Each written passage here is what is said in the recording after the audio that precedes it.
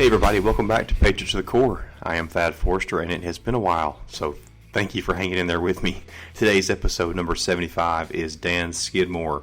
Dan spent 9 years as an Air Force combat controller, and as a member of this elite group, he deployed to Afghanistan, Iraq, Syria, and other locations across the globe. He's a member of Force Blue, which unites the communities of Special Operations veterans with the world of marine conservation for the betterment of both.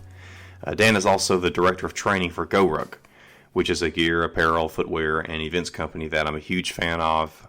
In this episode, we cover three main topics: combat control, Goruck, and one of his businesses called Ruck Wrap, which promotes recovery and injury prevention by compression and teaches how to maintain your machine. And at the end, I also get his opinion on the professional athletes kneeling for the National Anthem. So I hope you enjoy this hard-charging health and fitness advocate that I enjoy following on Instagram. All right, so Dan, you are a CCT or former CCT. Why did you choose that field? Well, I chose to go in the Air Force specifically because my dad was he's got a PhD in electrical engineering and worked at Ohio University in the avionics department. And so I kind of grew up going out to the airport and spending a lot of time, just loving that side of things.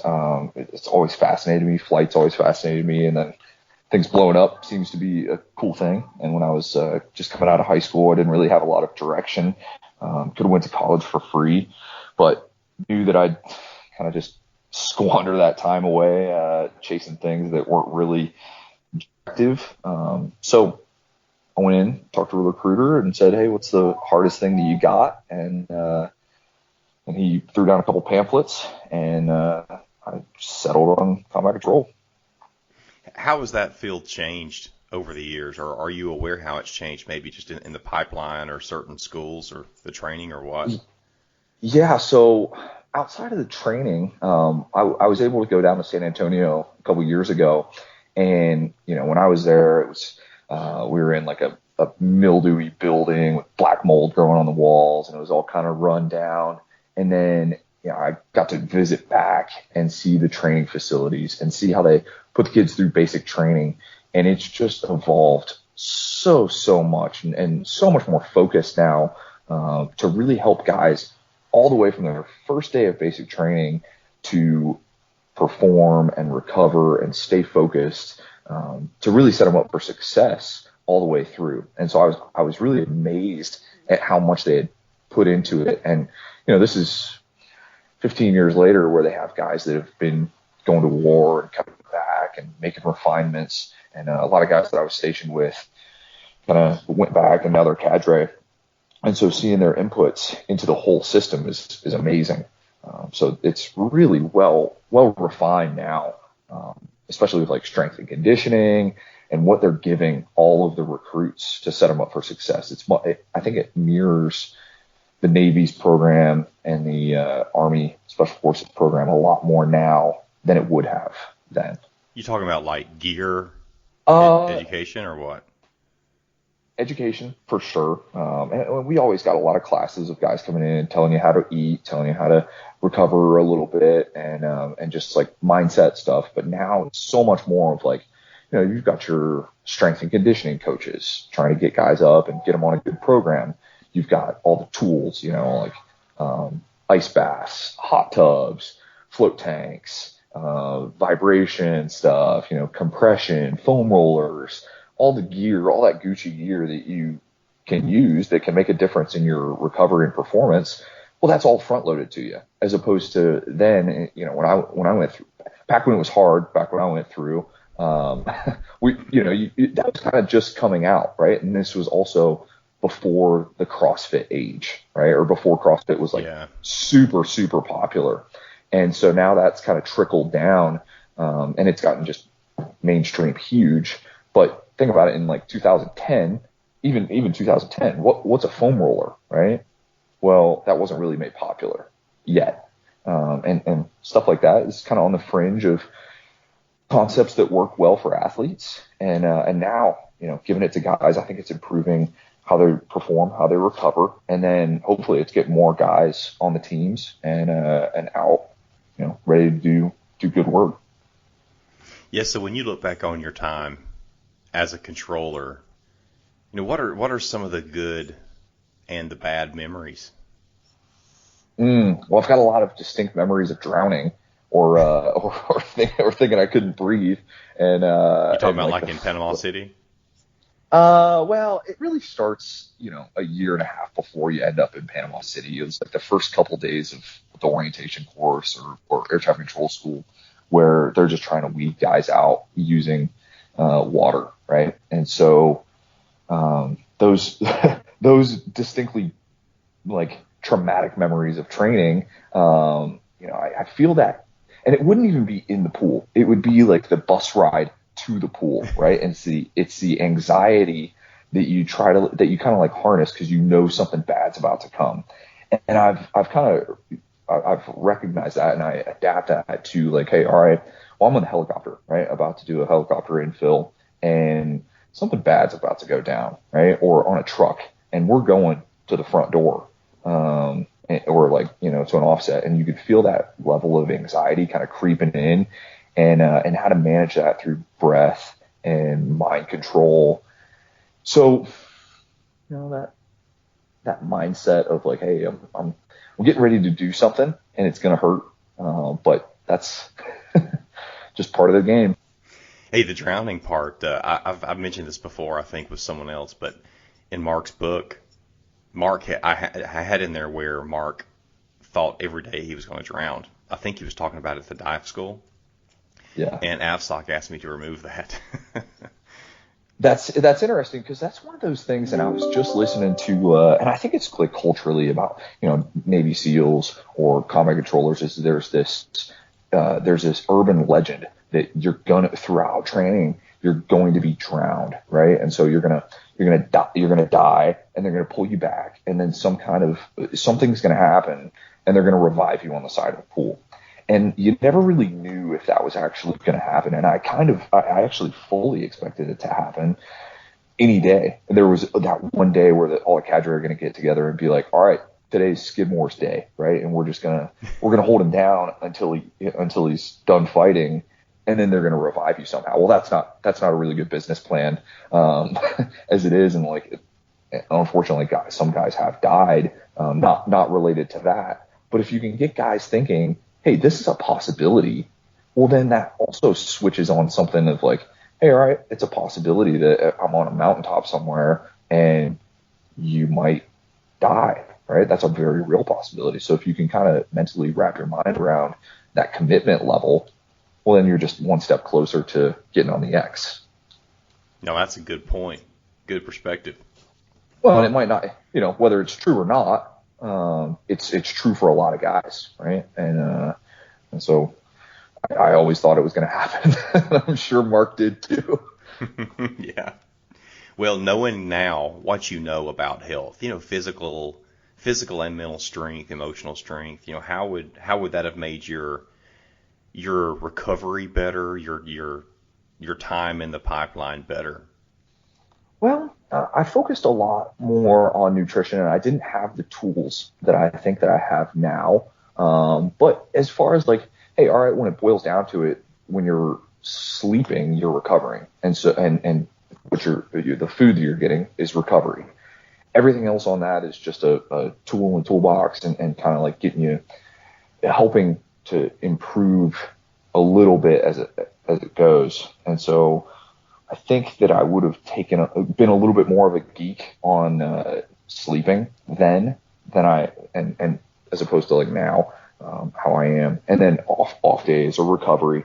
But I was really dialed into it back then. I'd take the weekends, even down at like air traffic control school, and we'd go to one of the casinos, and we'd go to the spa and just like mentally reset, right? Get a body massage, chill out, reset your mind, reset your body. And not live in that death zone the whole time, right? And so,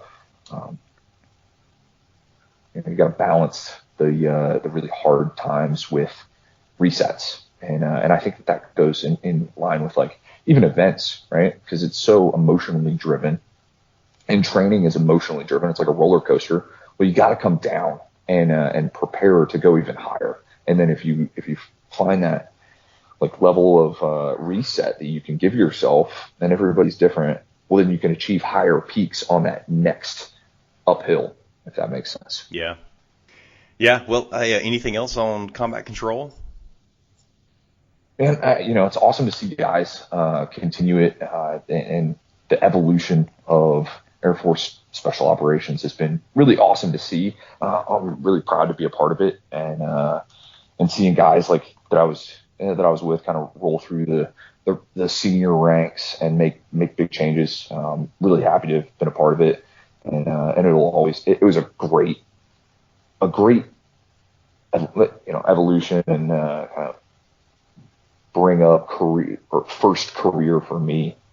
So I'm really thankful for all the guys that I got to be stationed with and be instructed by. How long were you in? I did 9 years, so 2006 to 2015. So 4 years on the first enlistment, and then 5. And I was kind of at that decision point of, hey, I'm either going to do 20 or I'm going to look at some other things to do. And I had a daughter right before that, and kind of got into business, into a little side hustle that kind of became the main hustle, and had a decision point in 2014 and 15, and so finished up with 9 years and then moved on to the next phase. By the way, is that business, is that one of the businesses we're planning on talking about with Ruck Wrap, or is that something different? So Ruck Wrap's kind of evolved in the last year, but really the roots go, back to 2012 or 2013, and because it's concepts, right? And it comes back to the recovery concept, and just tools for the toolbox is things that you can use, and little things that should have multiple uses to help kind of fill in gaps in your game and help you heal better. And so the first business that I got into was a CrossFit gym, and I love coaching, I love training, and that kind of became my passion outside of work. And it really, at some level, it kind of focused more on that at certain points than I probably should have, and it didn't take me away from any deployments, but it was like a healthy habit that I had outside of work that kind of became my big passion. And so outside of that, had a gym right there at Fort Bragg outside of Pope Air Force Base, and just trained and started coaching and really delving into that. And then I kind of fell in love with the idea of being an entrepreneur and having your own thing and building a couple different revenue streams. And so the transition from the Air Force into the entrepreneurial world started immediately. And then Ruck Wrap is kind of spun out of that as a necessity, because somewhere along the line I got introduced to Goruck, and saw a need for people just beating down their bodies and doing hard things on a regular basis, and primarily older folks too. Like I think the average age for a rucker is significantly older than a pipeline candidate, and so they need ways to recover, and that's where it's kind of come in. Man, those are two good topics that I want to get on. So I want to go back to maybe I don't know what year, 2015, 2014, I discovered Goruck. And I spent so much time watching every video on the website and on YouTube that I could about Goruck. And one of my good friends who does Mark's Walk every year with me, along with many others, he got hooked on it. And so we both could not wait to get our first GR2. And I had to save my, I couldn't just get it. They're not cheap. But I remember I finally got that thing several years ago, and I love it. That's what I travel with, and preferably that's the only thing I take with me when I travel on a flight. I don't think I can get enough gear. And then I did a Goruck light course, and I was signed up for the Goruck Star course in Huntsville that was supposed to take place in April. And, of course, it was postponed. And then, of course, I had my injury, so I'm trying to get ready for it because it was moved to October. So that's what I got it ready for. So will you explain Goruck? And, yeah, you talked about maybe the age can be much older. Cause, yeah, you can do it forever. What is Goruck? So Goruck, from where you were introduced to it to the time that I was introduced to it, I'm sure it was a different animal as it is. And I've had this conversation with Jason McCarthy, who's the founder of Goruck. Basically started off as a backpack company, right? And we call backpacks in the military rucksacks. And then the art of rucking is just moving out with whatever pack you got on the way to go do some whatever the task is that you have. But it's a, locomotion, but it's also just a way to get to work, and it just so happens to also be physically demanding, right? Because it's constant time under tension. And then Goruck, Jason, kind of as a way to bring these rucks to and incorporate an experience, put on these, I like to call them team building endurance challenges modeled after special operations training. And so Green Beret started it. Well, hey, we all have different experiences inside of special operations, and the whole idea, hey, a focused mission, get to point A to point B. You've got a time hack, and hey, maybe there's all this other stuff that we need to carry, or something happens along the way, and we have to problem solve it together in a small group in the middle of the night, and you're cold, you're wet, you're hungry, and your body hurts, and so all these little weird factors that are coming in, and then we have to problem solve. And so it's really a cool environment to where people can thrive and find out more about themselves than they would normally of just hanging out or reading books, right? You get out and get into it, and you learn something more about yourself. And so I got into it and really loved being a part of it, because it filled a gap for me that I needed after I transitioned out of the military. And so the events were always changing. There's some things that have kind of fallen by the wayside, and then also new things that have popped up, and different focuses of the company as it's grown. But man, awesome. There's a couple different parts, right? There's the gear side, right? Backpacks, awesome. They've delved into boots and shorts and shirts and hats, and basically an entire outfit that is prime time, right? I mean, tier one gear. It's really well made, and they pride themselves on having stuff that guys would be proud to wear, right? Stuff that's going to last and take a beat down and then come back for more. And then also the event side, which is experiential, and it's a great way to get out and test yourself and find some other like-minded folks that are down to push themselves and have a good time. The worst good time that you can possibly have. Yeah. So what is your role with Goruck now? Well, my role now is I've taken on the role of director of training, but my role before was cadre, right? And so cadre is, we have cadre going through the pipeline as your instructor, or kind of like a mentor at some level.